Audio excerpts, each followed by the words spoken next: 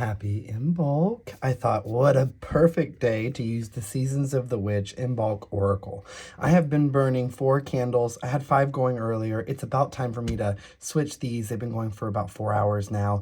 This is definitely the last burn of the moon, so be careful. Don't do things like this. I'm risking it here with the moon candle. But moon and sun is going, rabbit and owl. I thought we'll check in with the Imbolc energy and use this deck to find out what is manifesting for you with this Imbolc. What is this candle energy, which is great for manifestation, great for intention setting, activating for you. Oh my goodness, did I just say candle energy and then this is candle dressing? Look at that. Candle dressing, number 12. Sharp as nail, engraving my will, intentions spoken, declare what will be. Let's pull another one. Oh, okay. Winter besom. Sweep away ill intent while creating boundaries weaved with protection. A witch respects passages of safety. I'm just trying to find a good spot for it. And then bottom of the deck energy is the dawn.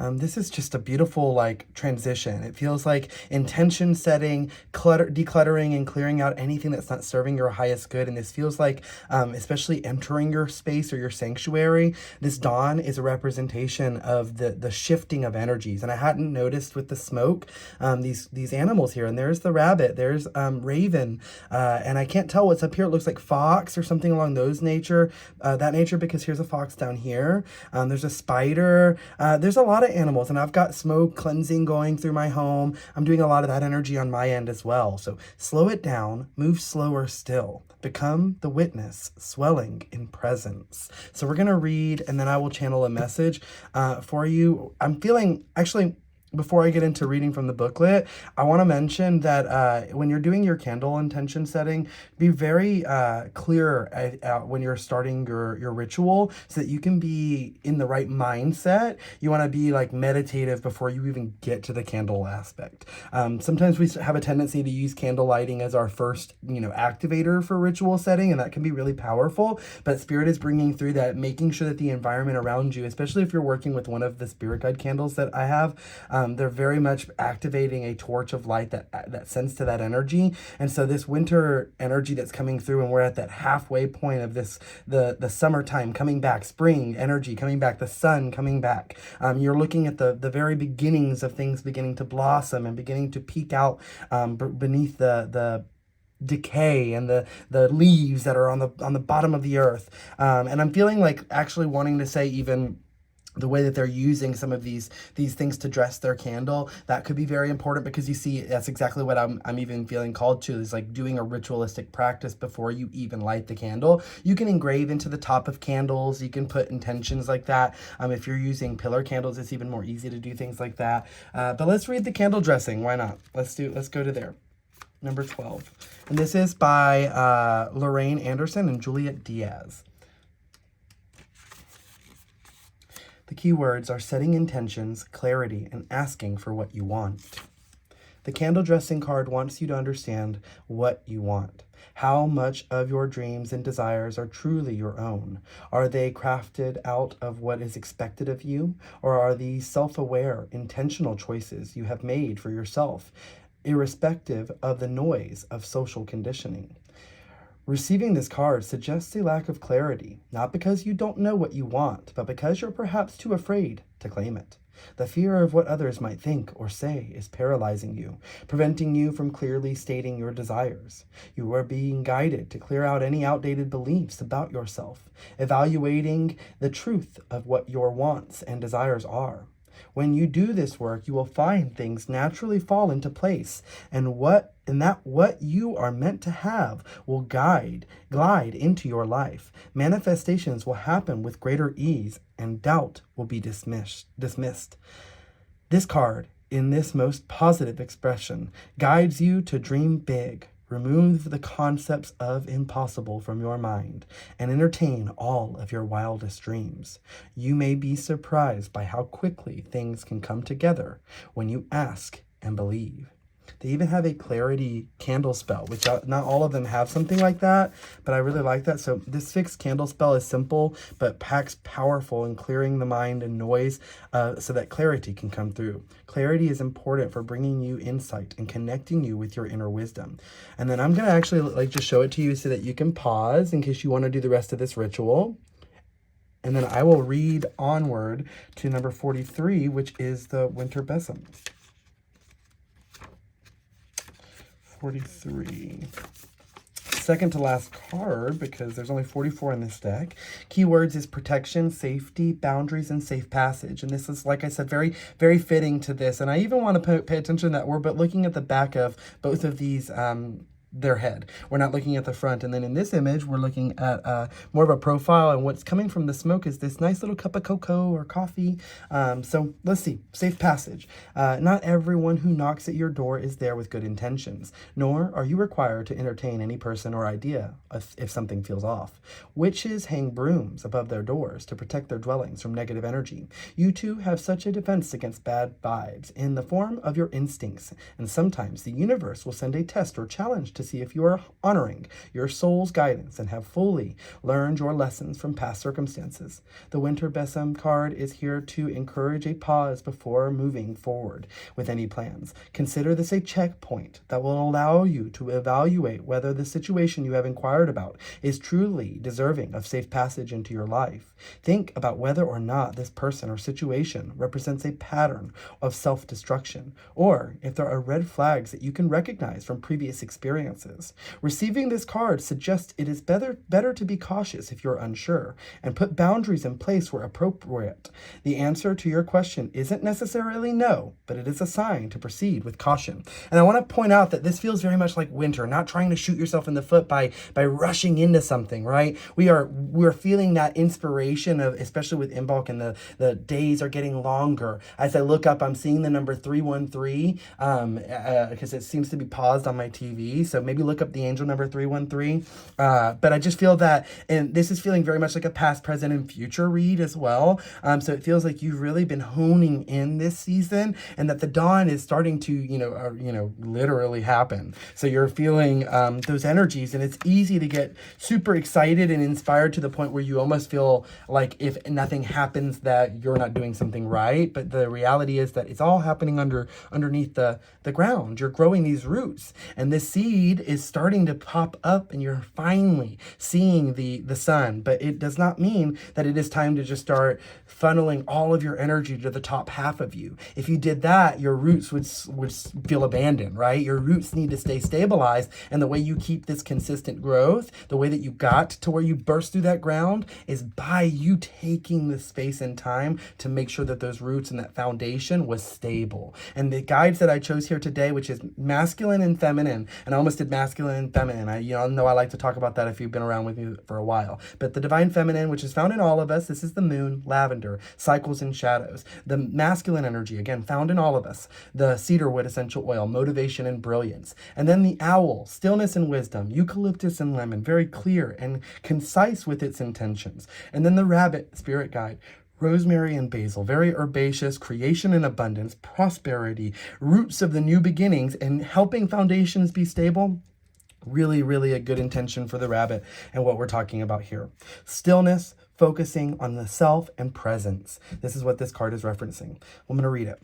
This is there is a great intelligence in stillness, in which you are free to disconnect from the noise and chaos of everyday life. You are being asked to look past your need to be productive, choosing instead to stand still, be at ease, and take solace in doing absolutely nothing. This is your time to rest and reflect. Listen to your spirit. Ask it what it needs in this moment to be honored and fulfilled.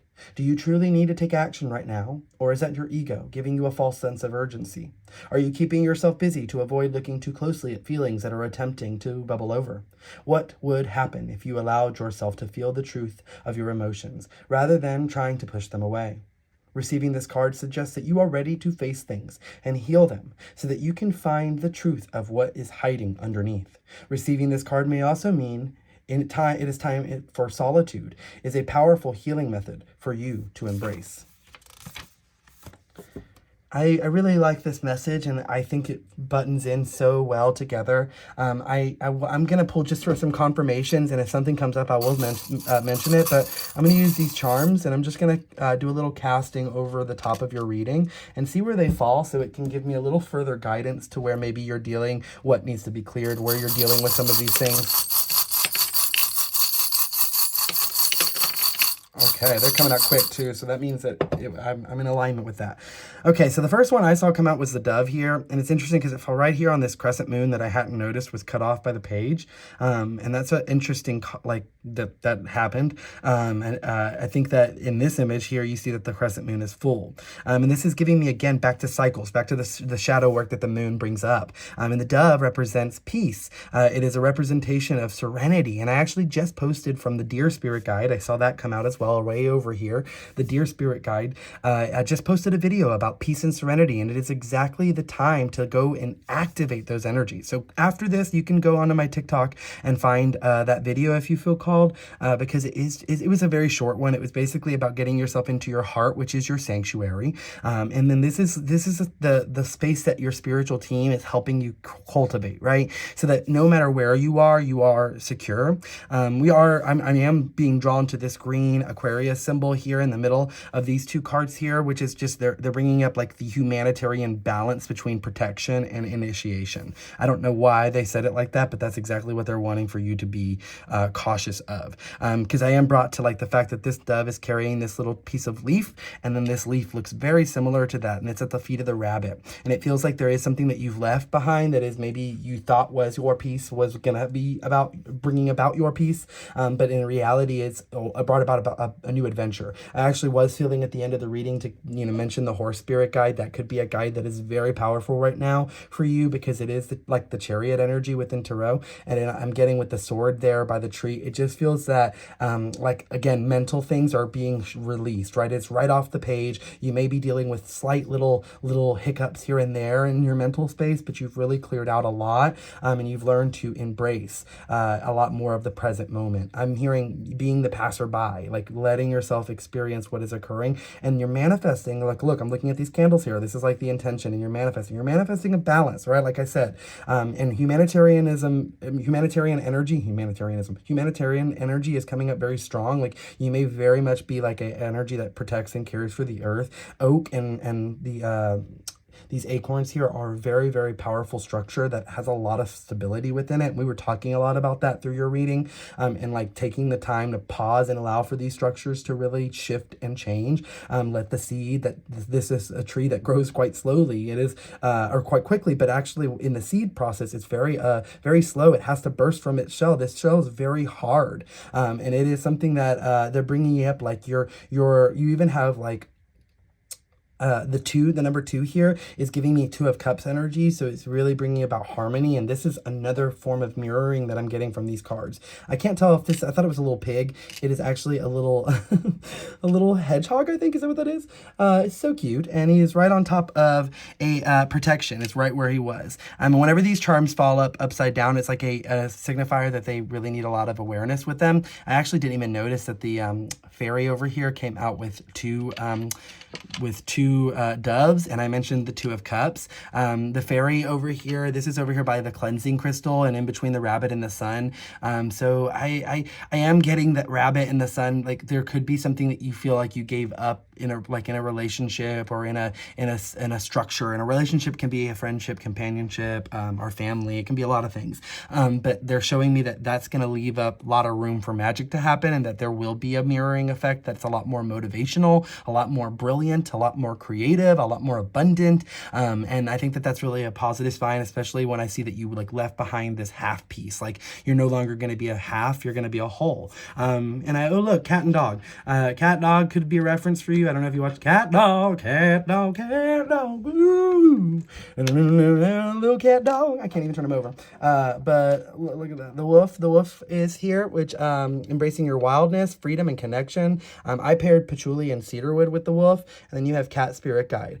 So wolf I often kind of think of as my dog representation, since I don't have a dog candle right now. And dog is a physical protector. It protects our physical space, where cat is an energetic protector. It protects our energetic space in the astral. And the thing is, I feel this equal balance here, again, with the divine masculine and feminine coming up. And the thing about wolf is that they honor each member of the pact. There is no member of the pact that is more valuable than any other. Though we have kind of looked at it as that pecking order, that is actually not true when you study the wolf's actual pact mentality. They understand that each member has an important role, and that without fulfilling that role and that time that role is being fulfilled is important as well.